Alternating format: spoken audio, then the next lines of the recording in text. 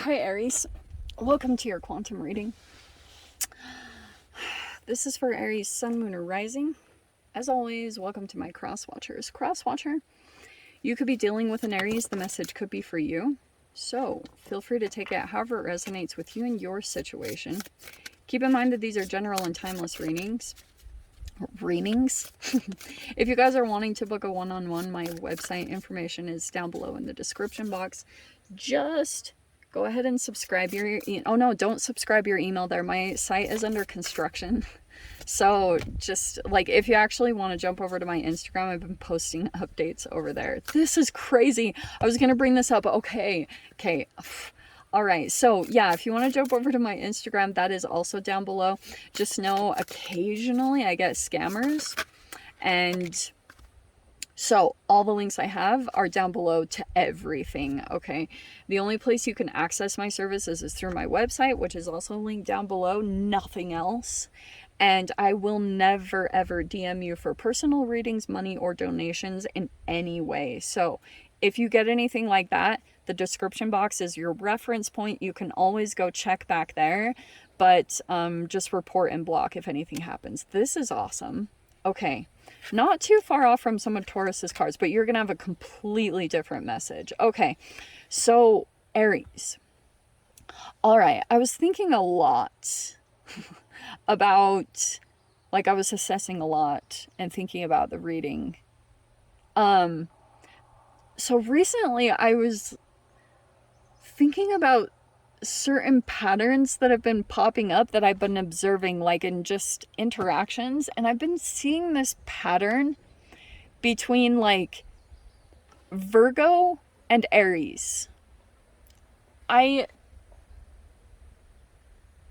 mean, I think it's tied to, like, the only thing I can associate to it is it's tied to Mars, a specific placement or planetary movement that's going on between Mars and Mercury, since like Mars rules Aries and Mercury rules Virgo. Okay, so like I was getting this interesting thing that's going on where Virgos are gonna hate me. I love Virgos. Okay, so I'm not talking crap on them, but I've almost seen like what's happening in a dynamic is that there's a shadowy Virgo that could be somewhere in your reality that could have been affecting a lot of your transformation and growth.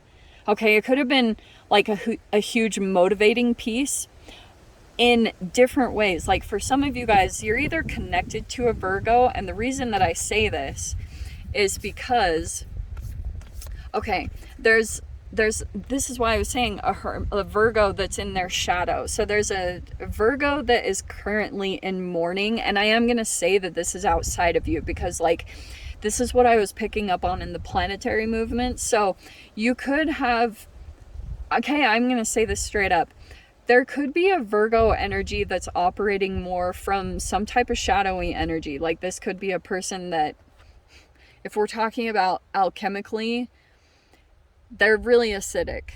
Okay, like it could be that they're actually, the way that their personality is expressing itself is, yeah, triangulation. Like it could be third party situations, but it's like there's something where this could be the energy that's behind painful situations and dynamics. That there's like literally a person that, because Virgo energy, Virgo internalizes, okay, let me talk about this because I recently read it. Mercury rules two planets, Gemini and Virgo energy is completely different from Gemini, obviously. Virgo receives information and internalizes it, like assesses it, turns it over and over again, and like does all these self-assessments with the information that's going on in the outside world.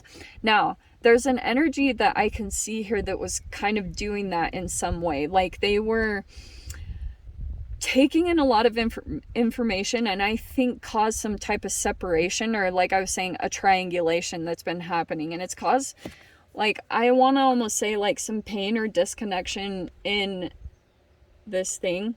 Okay, like somehow in a dynamic. And that's why this is you, Aries. Like, you're the one that could be shining, or you're like succeeding in some avenue, but there's a manipulative Virgo-ish. It doesn't have to just be a Virgo, but I swear I've been seeing it. So like there's a person here that is kind of behind the motivation of your victory, because they were doing all sorts of things. Like, that's why I was saying triangulation. It could have been a separation that happened, and there's still this little douche that's sitting over there and watching all of this, but they don't say anything. Like, that's the most intense part about this Virgo, is like they don't say very much, but there's a lot going on underneath the surface. And then we have Six of Swords, which is passage. So I think this victory, it could be that you're like, you know, officially getting away from this energy. Okay, let's dive into this, because this is exactly what I've been seeing. Because I'm seeing you're getting a victory over some type of challenge. All right, there was a separation for a time, and there could have even been, the hermit mode was maybe some type of separation that happened, and there was a lot of like processing what was going on. And when the hermit card goes up, yes, it's like you're trying to find your light. You're trying not to get so deterred and distracted by outside energies, because that could have caused a separation within yourself, where you got too consumed and caught up by outside energies, and you got disconnected from yourself somehow in the process. So now you're coming back into self, and that's why I think you could have interacted with a Virgo, because like somehow that entanglement can cause you to really internalize and focus on your health, because Virgo is 6th house. So it's like, and it's crazy that you have the 2 6s on the end too. That's actually really tripping me out. So it's like you've got these 6 energies where you're victories in your health, and it's creating like passages, or like it's creating openings so that you can distance yourself from chaos whenever it does come up. Okay, because that also could be a process that you go through occasionally, like what's coming up for you, because you're getting so many victories or standing out. You know, like the victories that you're receiving are bringing in a lot of opposing energies to challenge you, which could be like quite stressful. So it's like you're doing a lot of things that will continue to create like openings so you can continue to distance yourself and go into harmony. That's going to be your process in some crazy way. Like, it's like the more you do that, you're actually, the core of it, the deep internal process of this is that it's actually reflective of some deep patterns that were kind of set within you from your childhood. Anytime you went through a form of triangulation with your parents or your siblings, or, you know, even in childhood playmates, it's like you're trying to get out of those patterns in that egoistic type of battle. Oh yeah, you're totally fine. Look at this. Oh my gosh. So you have the 6 of Pentacles, which can be like generosity. That can be volunteering, it's charitable work. That could be something that you're doing right now, or something that might present itself that will create a passageway, because you have all these 6s, which is crazy. You have the 6 of Wands, the 6 of Swords, and the 6 of Pentacles. So some of you guys, there's like this theme around the 6, but it moves into a 7 and an 8. Look how cool this is, okay? So you got a definite progression that I think might happen quite quickly, that I think like this might actually be, you'll see something reciprocated. Like when you give in a certain way, it will come back to you. Like maybe it's from a particular person, or you're just currently working on that right now to create like just good karma for yourself. You know, it doesn't have to be this, oh, I'm going to do this for this ulterior motive. It could just be because like you're being very generous with your time and energy, just with your victory in general. So 7 of Wands and the 8 of Wands. All right. I think what could be coming up is like in some type of a situation that you had invested in sometime in the past.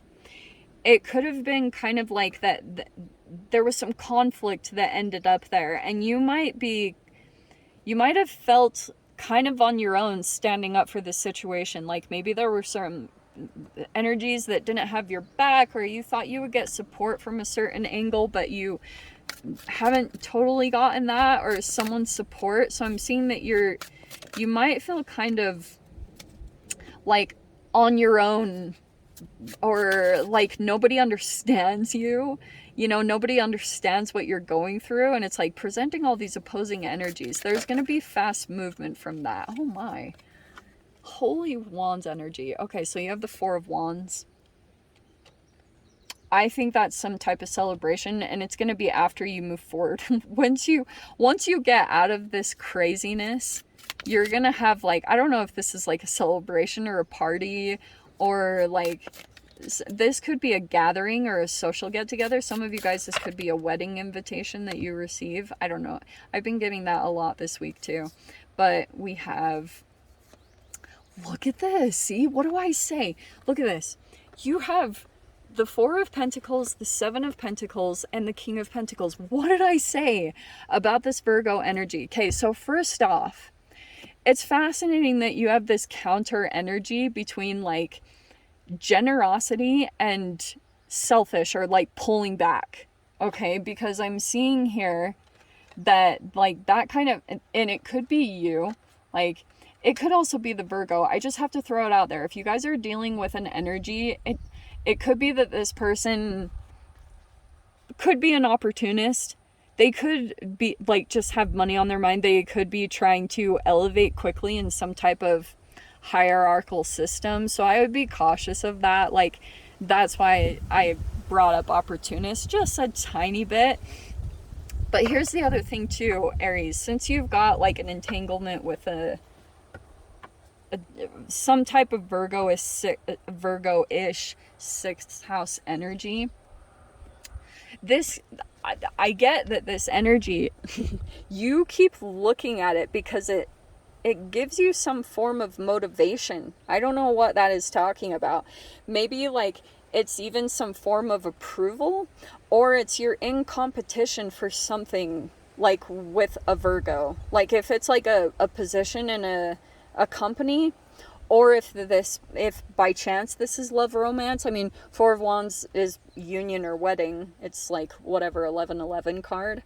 So it could be in a whole bunch of different arenas. But that's why I wanted to kind of pull back and focus on the energies, because I think with you being in the Mars energy, first off, Mars rules sports, recreation, muscles, you know, like it's strength, which is tied to confidence. And I think that's what's actually like kind of tied to your victory. I just have to say it, because when you're in the Five of Wands, you're actually touching on fifth house stuff, which is also sports, recreation, creativity, passion. And it also can be love romance. So I just have to say this too, is like there could be a little bit of like a competition around an energy romance possible. But look, I just have to say this across the board.